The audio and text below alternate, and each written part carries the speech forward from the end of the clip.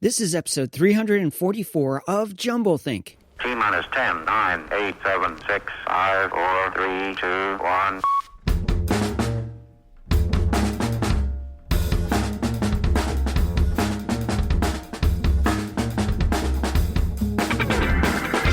Welcome to Jumblethink, where we interview dreamers, makers, innovators, and influencers all about their journey of turning dreams and ideas into reality. Along the way, we're going to share some tips on how you can turn your own dreams and ideas into reality too. Our guest on today's show is Jason Mendelsohn. More about Jason in a moment. Whether you're a new listener or a longtime fan, if you've never subscribed to Jumblethink, now's the time. Head on over to wherever you listen to podcasts, search for Jumblethink, and click subscribe. To make it even easier, if you head on over to jumblethink.com, you'll find links to places like Apple Podcasts, Spotify, Stitcher, Pandora, and more. So head on over and subscribe to Jumblethink now. Now let's join our conversation with today's guest, Jason Mendelsohn.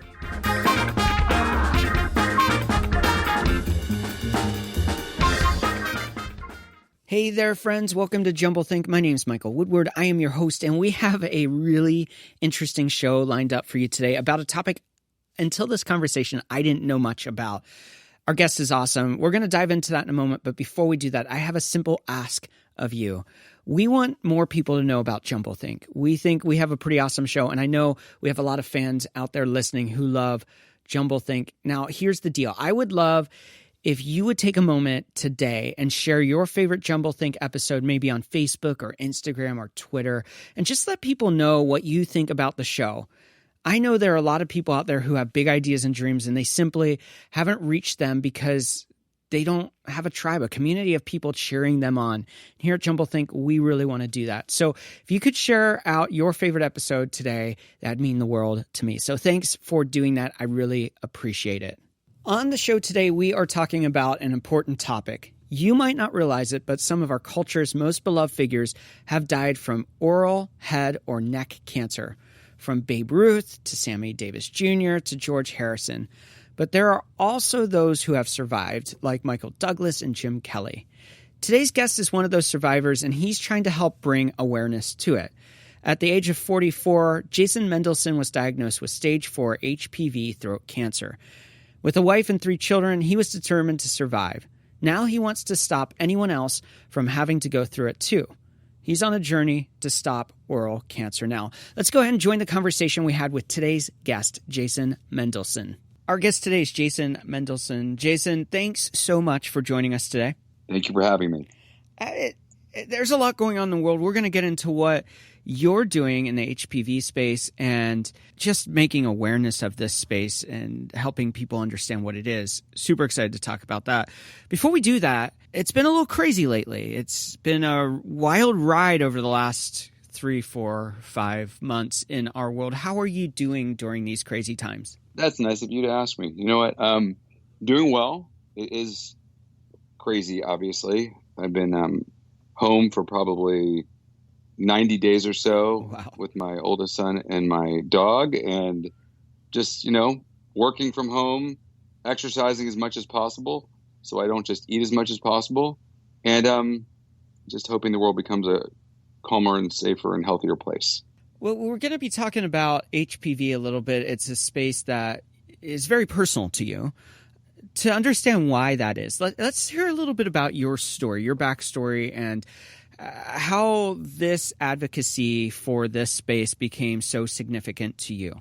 Back in 2014, and let me start by saying, so I've now been married 23 years. I have twins that are almost 19, a son who's almost 13, and family is everything to me. So back in 2014, I was just going through life like everybody else, right? Working 50 to 70 hours a week, going to kids events, right, trying to do date night as often as possible. And all of a sudden, out of nowhere, I feel a bump on my neck. Wow. I shave every other day, so had it been there before, I would have seen it. Yeah. And I, show my father, who's a physician. He's like, let's call the ENT. And he says, you don't smoke, you don't drink excessively, come see me in a few weeks. I'm like, great. This was a Thursday. I'm like, I'll be there on Monday because I'm a guy that goes to the doctor. Yeah. They put me on 10 days of antibiotics and steroids. 2 days later, I left for the Keys, ran the equivalent of a 5K. that Sunday flew to DC, where I lobbied on Capitol Hill for the insurance industry. We appraised life insurance, our family business, and then flew home on a Wednesday. Thursday, CAT scan. Friday, needle biopsy. Monday, stage 4 HPV tonsil cancer. Wow.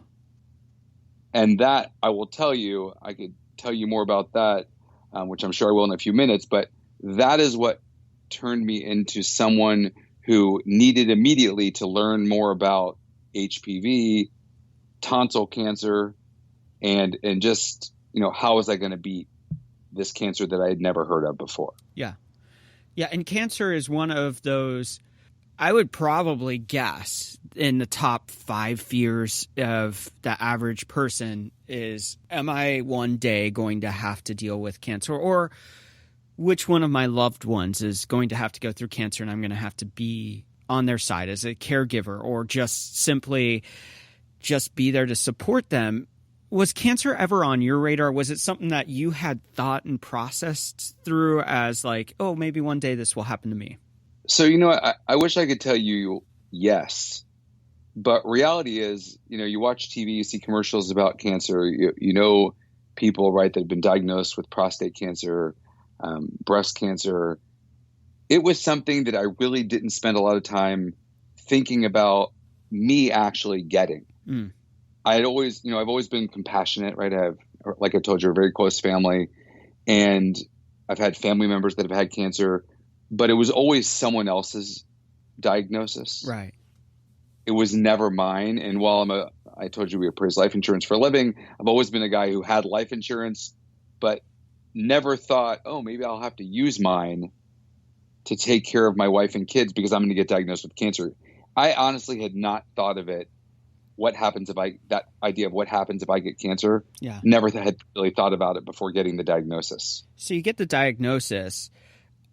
What was that like for you? What were the emotions? How did you process it? And then, where'd you go from there? What was this battle plan to figure out, what do I do with HPV? What do I do to process this? So I'm going to start back to, the day I got the diagnosis. So I get this diagnosis. I'm with my wife and my father, who are with me at the ENT. Yeah. And this is about 2 weeks after you first find the lump, right? Well, so yes. The short answer is yes. Okay. I am, yes. I was trying to think exactly, but that's 100% right.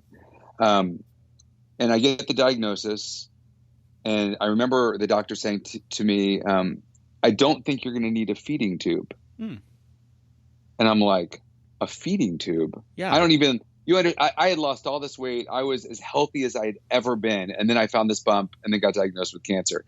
And I'm like, I have no symptoms. I don't know, except this bump on my neck. And I immediately started thinking about things such as this. And let me describe my family for you. Do you know the Waltons from years ago? John Boy? Yeah. I mean, I never watched it, but I know exactly what you're talking about. I think it's on TV because I am now. so much older. Yeah. Yeah. So people in their 50s or older know what this is. So it's like big family, live in a house. Good night, John Boy. That's the Waltons. Yeah. And I'm sure you probably know My Big Fat Greek Wedding. Yeah. So that show. So if you were to meld the Waltons and My Big Fat Greek Wedding together and then sprinkle Judaism on top, that's us. And so we're very involved with each other. And so immediately I get this diagnosis. And one of the things I'm thinking is, I'm not going to be there for my kids. Wow. I'm not going to be there for my wife. I talk to my parents 10 times a day. Who's going to be there to talk to my kids? And so, on the ride home, I called my 2 insurance agents after I called some family, and I said, make sure my life insurance is on automatic draft. They go, what are you talking about? I said, I'm the one that handles the finances. I need to make sure my wife and kids are always taken care of. These policies cannot lapse. Wow. I called my friend who is a radiation oncologist locally here, and I said, I think I'm becoming your patient. Because when I met with the doctor, I said, okay, what is my chance of survival? Because back then I was stage 4 HPV-related tonsil cancer, which I later learned in practice saying Orpharagial cancer. It was a word I never heard of. For a while, I used oral cancer. I mean, all these different terms, throat cancer, but basically at the end of the day, it's tonsil cancer or orpharagial cancer. Mm-hmm. And orpharagial means tongue, throat, tonsil. But so, I asked him, what do I need to do to beat this? And he said, you're likely going to have, which I ended up having, a radical tonsillectomy, neck dissection. So 42 lymph nodes removed from my neck. So I have a scar that runs from the bottom of my right ear to the center of my throat. Wow. And then 7 weeks of radiation, 5 days a week for 7 weeks. Is that the kind of radiation where they do the mask and strap you to the table? That kind of radiation? Yeah. You're envious, aren't you? Yes, that's the one. It is. There's nothing great about it. I mean, I could talk to you a little bit later about separating my mind from my body, practicing like where I close my eyes and I can picture myself elsewhere. So you're not thinking about that, right? Head clipped to the table, because it could be scary. Yeah. But then I said, what about chemo? And they said, Jason, you have an 85% chance you're going to survive just by radiation and by surgery. I said, what about chemo? Mm-hmm. They said, it adds another 5 to 7%. I said, well, then I'll take it. They go, do you want to discuss it with someone? I go, no. If my kids were making 85 on a math test and they had the ability to study harder and get a 90 or a 92, I would tell them to do it every day of the week. So how could I not take chemo if that's going to give me a better chance of survival? Mm. So I knew it had to be done. I was not excited about it, in case you're wondering. I was scared to death because, at the time I was 44. Mm-hmm. So my youngest son was 6. My twins were 11. And it was just scary across the board. My wife was a rock star, just to tell you. I know she was scared to death, but she was tough. She's probably one of the kindest people on the planet. And she was there all day long for me every day of the week. And her biggest job was to protect our kids from ever thinking their dad was going to die. So we were in fight mode, not my wife and I fighting, but, fight this disease. Yeah. And it was just, a scary time. You go, I'm sure like you and most of the people listening to this, if you work, maybe you're working 50 to 70 hours a week, you're busy with kids, with just life. And then they tell you, hey, by the way, every Thursday for 8 hours, you're going to be getting chemo. Every day, 5 days a week for 20 minutes, you're going to be having radiation. Hey, you might be laying in bed 18 hours a day for a month as a side effect. Yeah. You're likely going to have 3rd-degree burns in your throat from radiation because all the treatments are cumulative. Yeah. And so I went from a normal life to tell me I'm going to survive. I know it's all temporary. I can handle anything when you know it's temporary. Mm-hmm. Let's go. Yeah. And that sounds tough today. At the time, it was a lot of mental gymnastics, but that was our mindset back then. Yeah. And so I don't know if that's too long of an answer for you, but no, it's great. You either have to face what you're being faced with and fight, or crawl into a ball and sit, hide in the corner. And certainly I'm more of the person that does the first one. And so that's what we did. And that's what almost everyone does that I speak with, just to tell you. Yeah. It's interesting how situations like this change your perspective on life. Coming out of this, how has your perspective on life and family and the world around you shifted or changed? Okay. And do you mind if let me answer one other thing about the last question and let me answer this one. Yeah. Because I didn't really mention the HPV component. So I get diagnosed with HPV-related orpharagial cancer, and I learn and do research and find out that it's the most common sexually transmitted disease on the planet, that 3 out of 4 adults by 30 have it, 62% of freshmen in college, and that men between 40 and 60 are the most highly diagnosed with this type of cancer decades after being exposed. So 2 points. Out of 100 people that get exposed to HPV, 98% their body fights off the virus. They never knew they had it. It's the 2% that decades later can end up with cancer like I did. So they believe that through oral sex when I was 18 or 19 in college, I got exposed to strain 16, that it lay dormant in my throat, in the crypts of my throat for decades. Wow. And so that's one component. The other one is that, HPV is the primary cause of cervical cancer for women. Mm. And so I'm throwing that out there because when I first got diagnosed, I'm like, people are going to think I'm dirty. Like, what did I do? Who was I with? And then when I did the research and found out 3 out of 4 adults by 30 have this, I realized, you know what? I was just unlucky with being one of the 2 out of 100, but there's nothing wrong with me. There's nothing to be ashamed of. And I thought, why don't I know more about HPV? I mean, why didn't I know more about it? The only person I had ever known to be diagnosed with this was Michael Douglas. Yeah. And in fact, that's the number one question I get asked by people worldwide if this is what he had. And I always tell people it's the one thing he and I have in common outside of our love for Catherine Zeta-Jones. because you got to find good in everything. Right. And the fact that, my dad's a doctor, like I mentioned, the fact that I had never heard of this. So let's, if you think in your head, or if your listeners think, what cancers are they familiar with? Prostate cancer, breast cancer, pancreatic cancer, lung cancer, stomach cancer. I mean, there are colon cancer. There's so many different cancers. But when I got diagnosed with this, the only time I had ever heard of it was from, the interview with Michael Douglas. And I thought, why is that? Mm.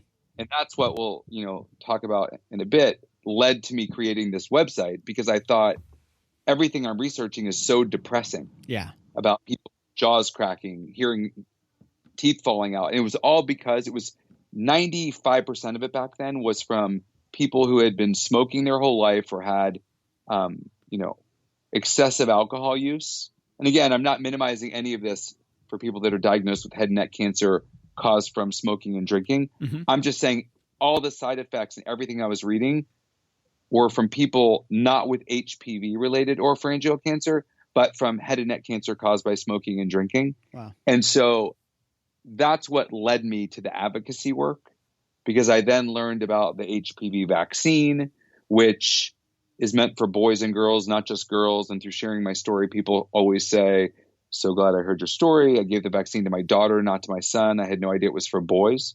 Mm.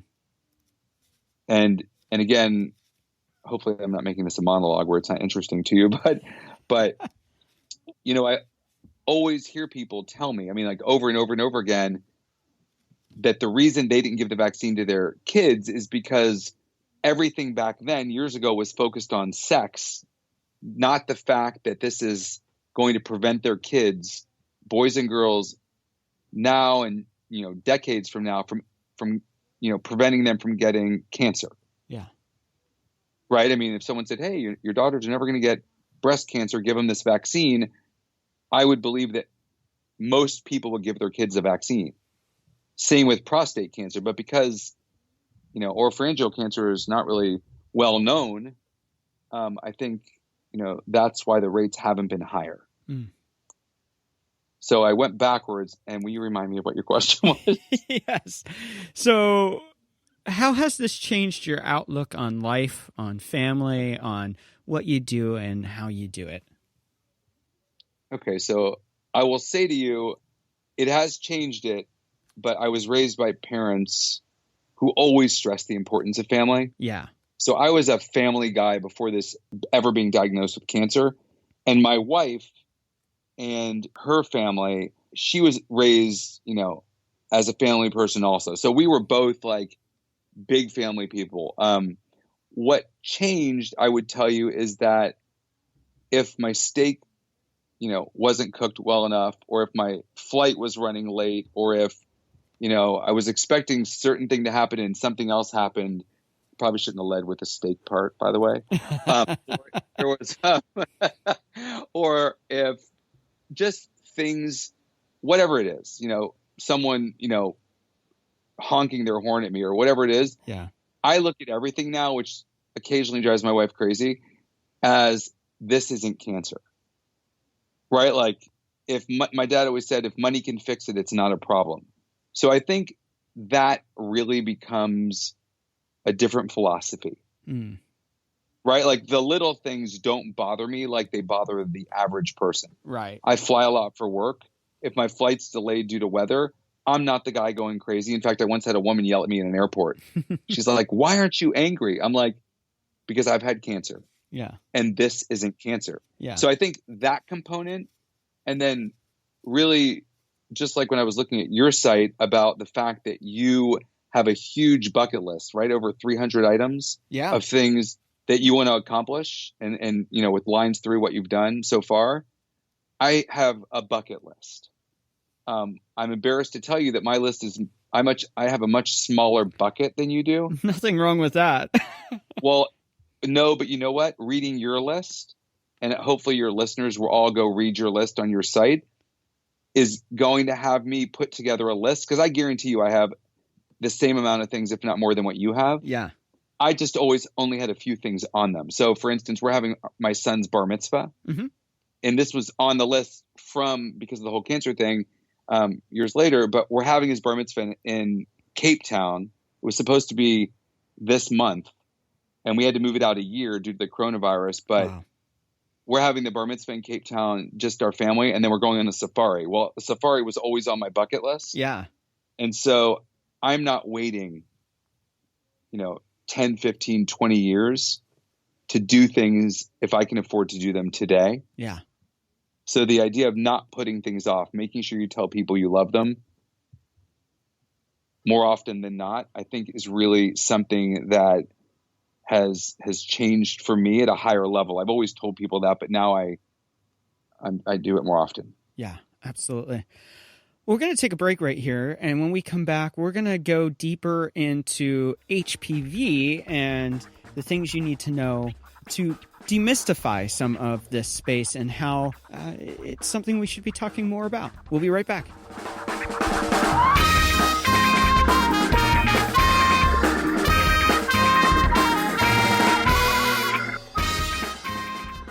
Recently, as I've talked to a lot of my friends and some of our listeners here at Jumblethink, I've heard stories of how people are chasing their dreams during this lockdown. Maybe they had more time, maybe they're just simply rethinking their priorities. One of the dreams I hear over and over again is, I've always wanted to write a book. Well, that's why I'm excited to let you know that later this week on Friday's episode, we are talking to Jesse Krieger, and we're talking about the world of publishing. He is a publisher that helps entrepreneurs publish their books. But we're not just talking about entrepreneurship. We're talking about publishing, self-publishing, the art of writing a good book, and much, much more. It's an episode you're not going to want to miss. So tune back in this Friday to our episode with Jesse Krieger. Now let's return to today's conversation.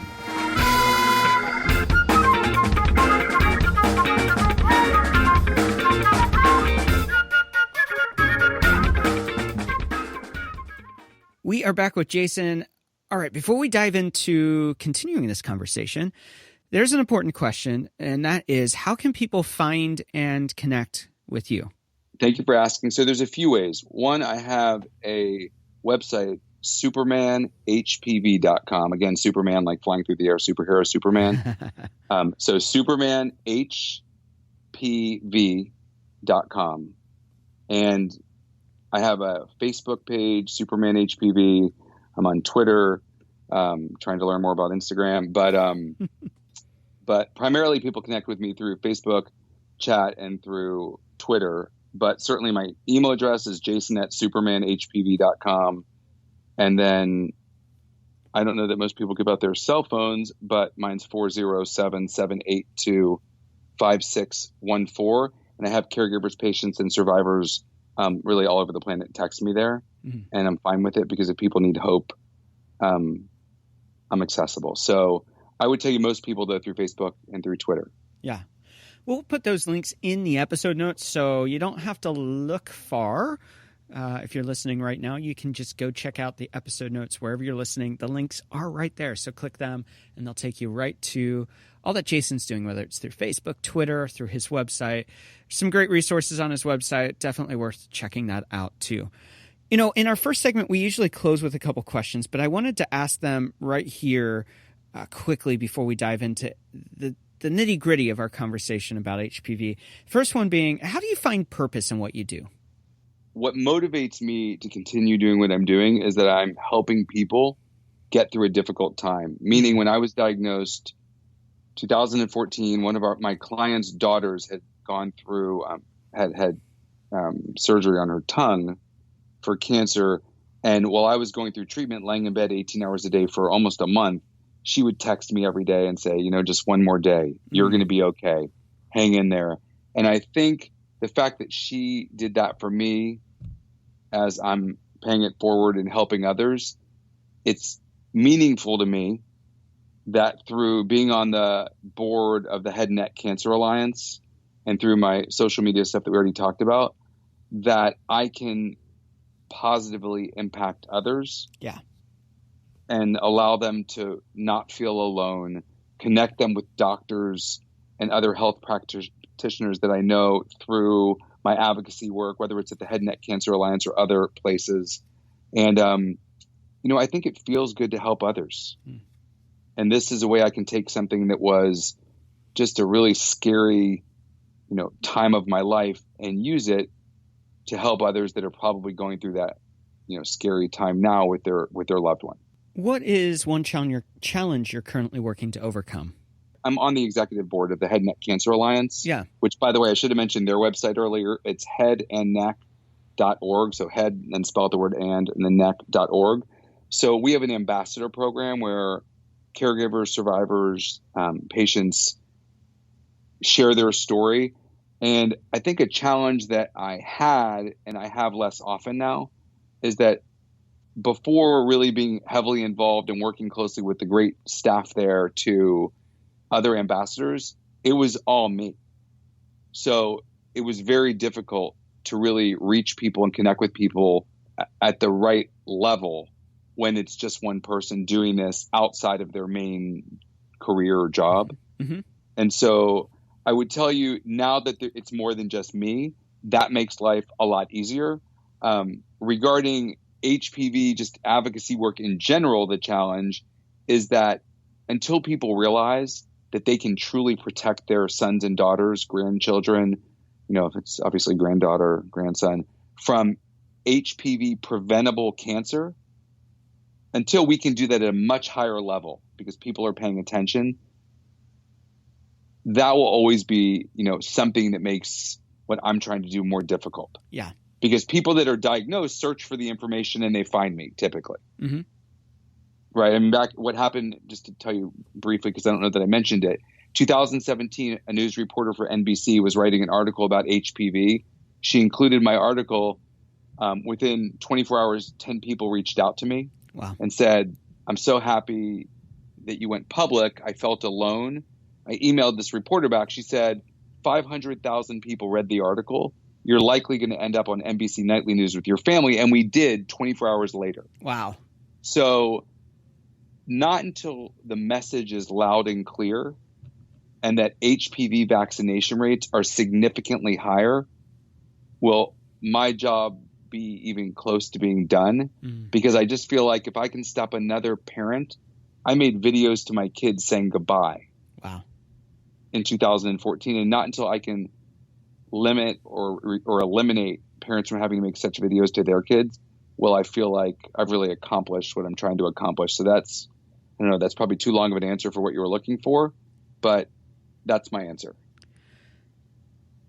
I want to dive a little bit deeper into HPV. You mentioned earlier that it is a sexually transmitted disease, and it can play out in various different ways for different people. For some people, it might look like something their body fights that they never realized that they had. For others, it could be cancer of different kinds.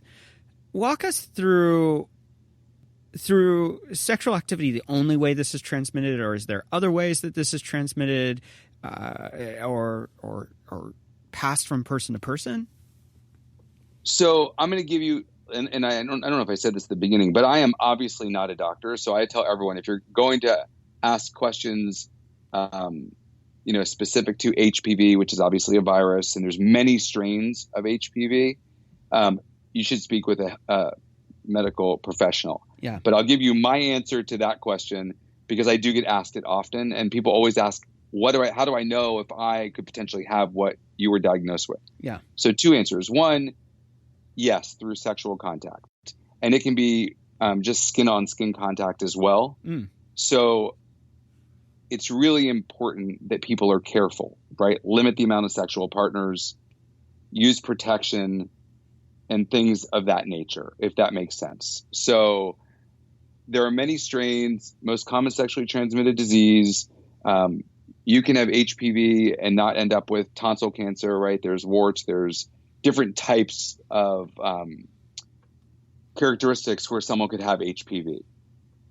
And so I don't know if that's even an answer that's good enough for you, but on my website, I actually have, here are different signs, symptoms, whatever, of HPV, because it can present itself in many different ways. Mm-hmm. Regarding oropharyngeal cancer, people typically say, they find a bump on their neck. Typically, it's because the cancer is spread from their tongue or tonsils to their lymph nodes in their neck. My father's best friend at the age of 74, been married 50 years, got diagnosed with throat cancer, HPV related, and he felt like he described it as having a fishbone in his throat. Oh, wow. I have other people that say they had sores in their mouth that wouldn't go away. So when you go to the dentist or the dental hygienist for your cleaning, they're going to do an oral cancer screening where they look under your tongue and they look in your mouth. So I think if you have a sore in your mouth that's not going away, your throat's hurting and not going away, you find a bump on your neck, things of that nature, I would immediately go see your ENT. I have many people that tell me the story about how they spent months going to, whether it's a family practice doctor or an internist or other doctors, and ultimately they get referred to their ENT. Yeah. So I think all of those doctors are important, but the ENT seems to be the one most often that actually diagnoses this type of cancer. What's their area of expertise? Right. And ENT, obviously, ear, nose, and throat. Yes. So I'm not sure I did justice of the first question about HPV. I mean, I feel like I better have a better answer than the way I, presented that to you, because, again, let me add this, and you can choose to use it, not use it again. There is, Throat Cancer Foundation. There's all these different foundations that are, right, nonprofits focused on. One has HPV-related throat cancer, HPV-related anal cancer. There's penile cancer. There's vaginal cancer. There are all these different cancers that can be caused by HPV. And so it's complicated as to how it presents itself. But at the end of the day, it's, a test that says it's HPV related. Wow. So do they have to biopsy, or is there like a blood test? Or I know for you talked about a needle test. So yeah. How do they test for this? And what's that like, the process of going through figuring out if this is something that you have or don't have, and what a person should expect? Okay, so I get asked that often, and the answer is not one that anyone ever likes to hear, nor do I actually like saying it, but you can get a test to know you have HPV, but it doesn't mean you're going to have HPV-related cancer. Most people's bodies fight off the virus. Then they may not even test positive for HPV at the time. So there's no test. The only way I could know that I had HPV-related oropharyngeal cancer is they took biopsies of my tongue, throat, and tonsils. Okay. And most people are not going to just routinely have biopsies of their tongue, throat, and tonsils. So that's really the challenge. Currently, there is not a blood test. Yeah. Or a swab or anything like that that can say or show you that you have this type of cancer. Women can have pap smears, obviously, for cervical cancer. But regarding oropharyngeal cancer, meaning tongue, throat, tonsil, there is no current test. So that's probably one of the problems, is that it's not an easy diagnose. You have to have a symptom that then leads you to get tested. So there's probably a lot of people who are having fallout from this that they don't even realize that they're struggling with it. Correct. I mean, correct. At the end of the day, this is growing at just enormous rates, this cancer. And there is no, I mean, we do screenings, right? Every year in April, we have Oral Head and Neck Cancer Awareness Week, where we do screenings nationwide.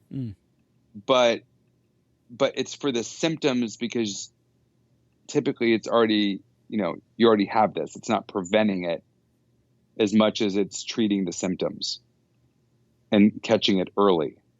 And if you don't mind me adding this, so everyone if you research my story at all, it says that I was diagnosed with stage 4 HPV-related tonsil cancer, 2014. At the end of 2017, early 2018, the staging was downgraded. Okay. And so if I were diagnosed in 2018, I would have been stage 1. Oh, wow. Not stage 4, because when you were stage 4, you think, End of life. Is what most people think. Yeah. And so because the survival rates were so much higher with this type of cancer, HPV related, again, head and neck cancer, they downgraded the staging, and they're looking at reducing some of the treatment to be less intense. Wow. Although most people, they still have surgery, 7 weeks of radiation. Many don't have chemo. But at the end of the day, I think that's really important for people to hear, that the survival rate is so high that people are beating this and living, to live their best life. So I think that's an important message that people hear. In some ways, I don't know how else to say this, but a taboo kind of area where it's just uncomfortable for a lot of people to talk about this versus breast cancer or colon cancer or some of the other cancers. This seems to be one that's a little bit more taboo. And I know that we should probably talk about shame and embarrassment around this, but it sounds like it's not, if caught and if treated, sounds like it's a very survivable disease. The answer is yes. At the end of the day, hopefully people will listen to this podcast. I told you earlier that I thought it was funny, and I don't mean funny in a funny way. I mean, I'd like this podcast about HPV to go viral, HPV going viral. But because I know the more people that hear this and are aware that, if something's going wrong or sore my mouth or throat or something not healing or a bump on my neck, if they go to the doctor, it is highly likely that they will be absolutely fine. And they may have some of the side effects from treatment, which you and I mentioned earlier. I had mentioned to you earlier about, I had third-degree burns in my throat. Yeah. Less saliva due to radiation. Just things you have to be aware of after, just as you're going through it or afterwards. But most people are living and surviving. Yeah. And so I do think it's considered, maybe a cancer people don't talk about because either they're uncomfortable to talk about anything that deals with sex in general, or the stigma of a sexually transmitted disease puts them in a place that they're not comfortable with. But reality is this: if everyone can remember, 3 out of 4 adults by 30 have this, hopefully it will take away the stigma. People will proactively discuss this for themselves or for at their doctors to learn more about the vaccine to protect their kids. And we can eliminate this cancer. The World Health Organization charged countries to eliminate HPV-related cancers, and Australia, Canada, and the U.S. stood up and said, we'll be the first country to eliminate this through increasing HPV vaccination rates.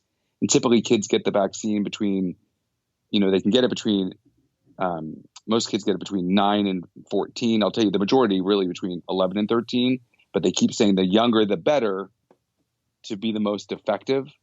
Even the FDA and the ACIP increased the age up to 45. But really, if you're going to get it, you really should get it before you're sexually active, right? Because it won't prevent you from getting cancer if you've already been exposed to certain strains. But just the fact that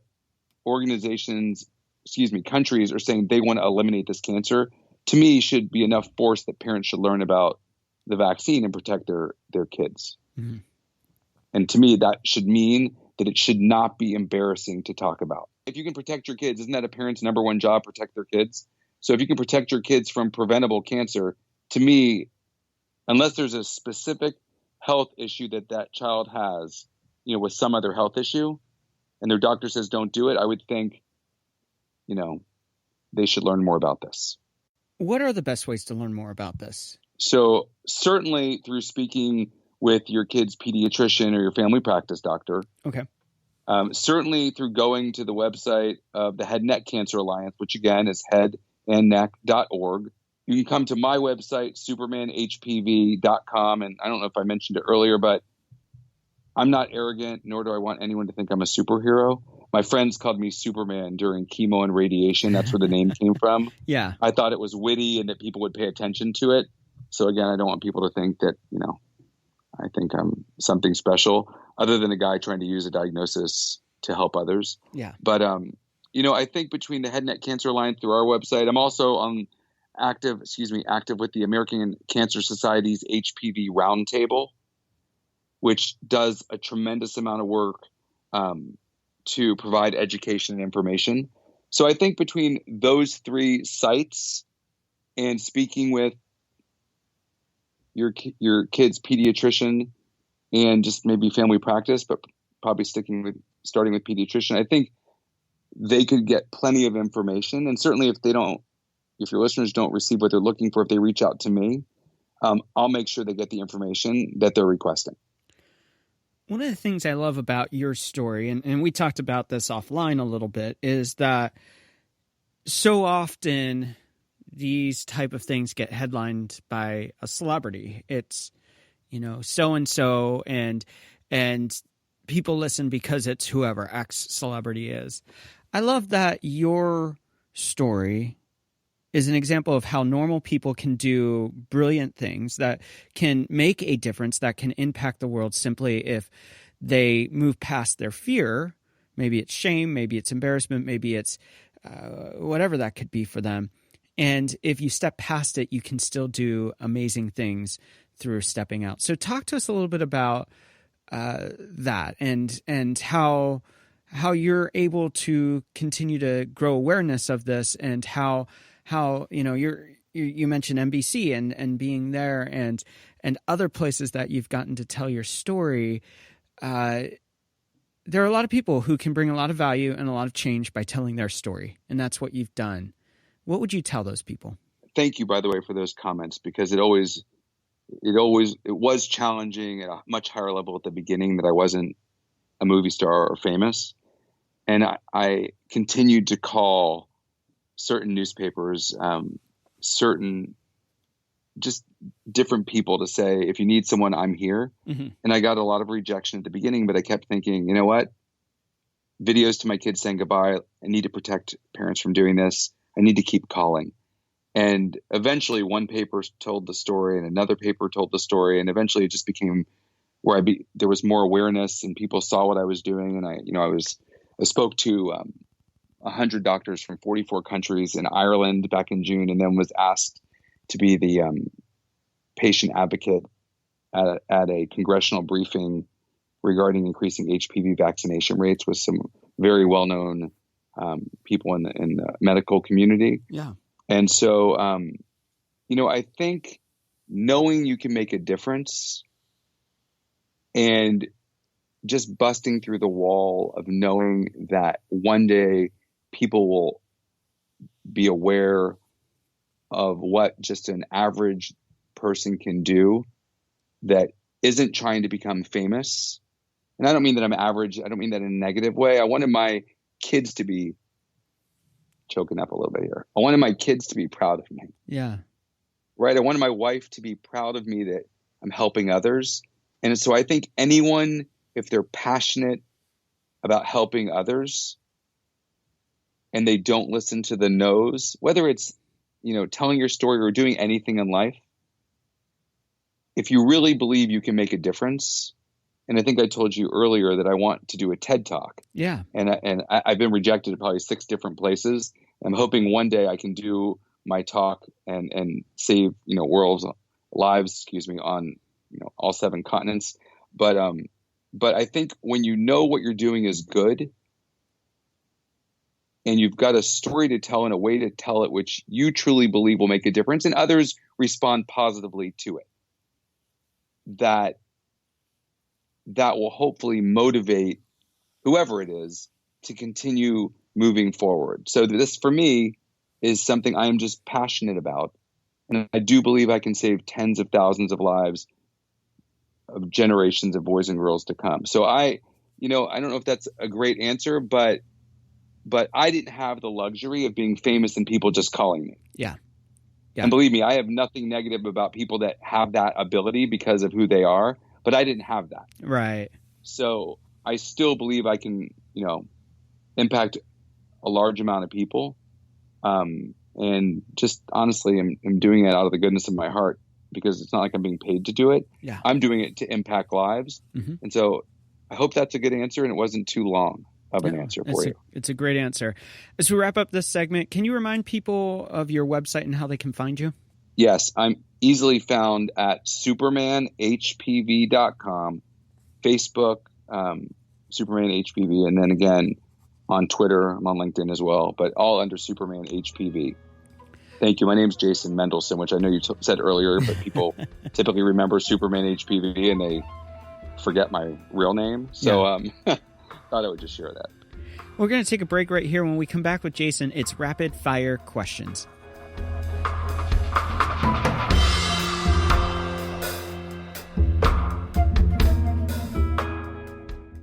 Chasing big ideas and dreams is hard to do. Trying to do it alone, well, that's almost impossible.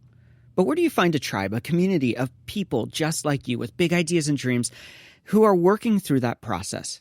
Here at Jumblethink, we wanted to help, and that's why we launched a brand new Jumblethink Facebook group. Now, this isn't a place for us to just share episodes or things about Jumblethink. It's really to continue the conversation, to have a dialogue with other dreamers and idea makers just like you, to share our struggles, to celebrate our victories, to answer the questions that are churning inside of us. I would love to invite you to join this completely free Facebook group so that you can work through with us the process of turning those dreams and ideas a reality. How do you find it? Head on over to jumblethink.com/group and it will take you right to the Jumblethink Facebook group. Again, it's super easy. All you have to do is head on over to jumblethink.com/group. It will take you right to that Facebook group where you can become a member, join the conversation, and stop dreaming and start doing and making those dreams a reality. We look forward to having you join the community, so head on over right now and join the conversation. Now let's jump into rapid fire questions with today's guest, Jason Mendelsohn. Levez seulement le bras pour mettre l'aiguille sur le disque. Mettez le contact. We are back with Jason. All right, are you ready for rapid fire questions? I'm ready. As a child, what did you want to be when you grew up? Oh my God, Lord. I honestly didn't have anything I wanted to be. Isn't that such a bad answer? I mean, I wasn't like that. I mean, there wasn't like something I wanted to be. I mean, I should say a doctor because that would make my parents proud. But you know what? I loved my family. I just wanted to be happy like everyone that was around me. Oh, that's awesome. It's a good answer. What is one tip you'd give someone with a big idea or dream and they don't know where to start? I'd probably go online, research the topic, find out where all the people that you might admire go. So what are they reading? What are they doing? And then think about where you would go if you were wanting to find out more about that information. And I would just go there. I'd start at the top and then work down. Don't start at the bottom and work up. What is one change you'd like to see in the world? Peace. What do you want your legacy to be? My legacy is obviously going to be my family, right? My kids, my wife, the people I've touched. But, from an HPV advocacy perspective, I'd like to be the first country that eliminates HPV-related cancers that my story had an impact to make that happen. Yeah. Where do you find inspiration? You know what? My parents inspire me. My wife inspires me. My kids inspire me. And I know that sounds cliche, but my family inspires me, honestly. I do research people that have accomplished great things in life. And I do have association with a lot of wonderful people through, organizations like the Head and Neck Cancer Alliance. Yeah. And just see, just tireless giving. Yeah. I'm expecting nothing in return. So I think it's from the people that surround me and that I've chosen to be around. What is one book you think every dreamer should read? It's a tough one there because there are so many books. Yeah. One of the best books I read, I guess, when I was younger. And again, this is just about getting along with people. So How to Win Friends and Influence People. And I know that's just an old time book, but reality is if you want to impact people's lives and change the world, you need to learn how to get along with as many people as possible. For you, how do you define success? Accomplishing my goals would be probably the short answer. So write your goals down. For me, I write my goals down and then I work to accomplish them. When I can check them off the list, to me, that's successful. What is one trend you're currently excited about? So I would tell you I'm excited by social media because for me, it's a lot easier to interact with people from Ethiopia and South America. And, I'm just thinking of places that I've reached people recently about my story and being able to give advice, and social media and just what's taking place has made that so much easier to have a greater impact with people worldwide. What is one habit you find helpful in your life? Exercise. I mean, I will tell you that I'm a little bit crazy about my Peloton bike, and I am, and I work out with a trainer now twice a week, and I will tell you that we didn't go through this, but it's part of my story. I did a 140-mile bike ride less than 10 months after surviving cancer, and had never been on a road bike before. Wow. And the reality is, I work out to let other cancer survivors and people going through treatment know that they can work out and they can be in good shape and they can feel good again. So to me, exercise would be something that I think is really important. What is one thing you wish you would have known when you first started out?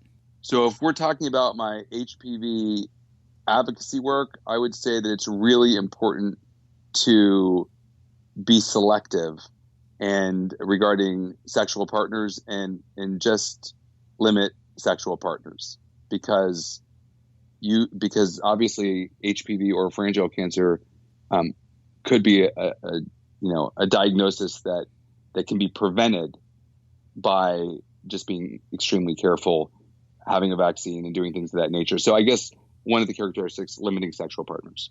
If you weren't doing what you're doing today, what do you think you'd be doing? I'd probably be sleeping. That's such a good question. I mean, I work 50 to 70 hours a week at work. I exercise, and then I also try to maintain this advocacy work worldwide. So, I'd probably be helping people doing something different. I have twin sisters that were diagnosed with Crohn's and ulcerative colitis. Yeah. And we do advocacy work in that area as well. So I'd probably be doing a lot more work in that area, although we do it already because that's our company cause. But I'd probably be focused a lot more in that area as well. And finally, what is one dream you are still wanting to fulfill in your own life? So I'm going to make it about advocacy work. And I've said it a few times. My goal is to have my cancer story shared in as many languages as possible on all 7 continents to save lives worldwide. So I'd like to do that. I'd like to do a TED Talk to make that first dream come true. And then, the last thing is just to help as many people as possible. I'm helping people now, but I'd like to help tens of thousands, if not hundreds of thousands of people, as compared to, people just here and there. Jason, thanks so much for coming on, sharing your story, giving us some insights into this world that I think many of us hear about but don't know much about. As we wrap up, I'd love to leave you have a final thought for all of us listening. So what is your final thought for us today? HPV-related cancers are preventable. There is a vaccine that can protect your sons and daughters, grandsons and granddaughters from this type of cancer. And I would really suggest that you speak with your kids' pediatricians or family practice doctors about this vaccine. And if you are one that has, you're in your 30s, 40s, 50s, 60s, and you have a sore in your throat that's not healing or mouth pain or neck pain, don't wait to go to the doctor.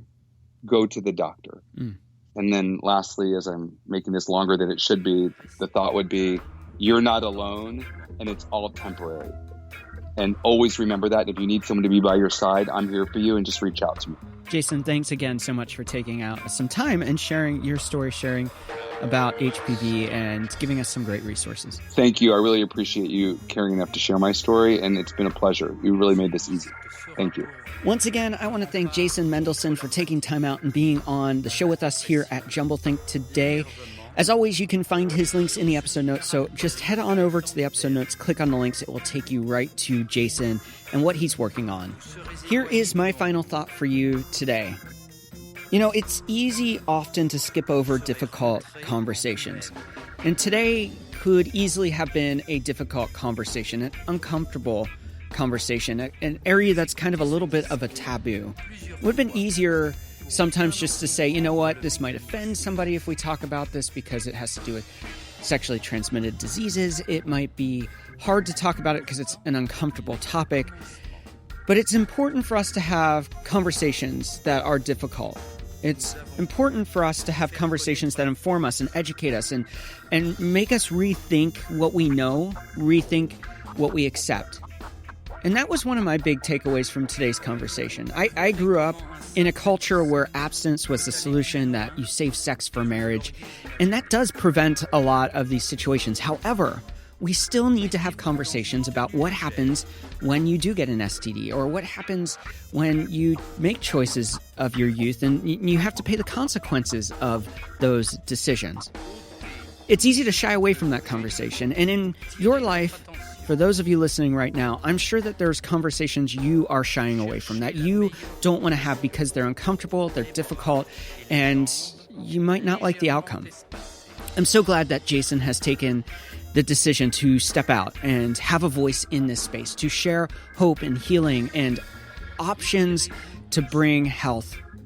So today you can either choose to run away from conversations that scare you, that are uncomfortable, or you can choose to step into having those conversations, maybe changing your mind, maybe having a new perspective that you don't because of your worldview.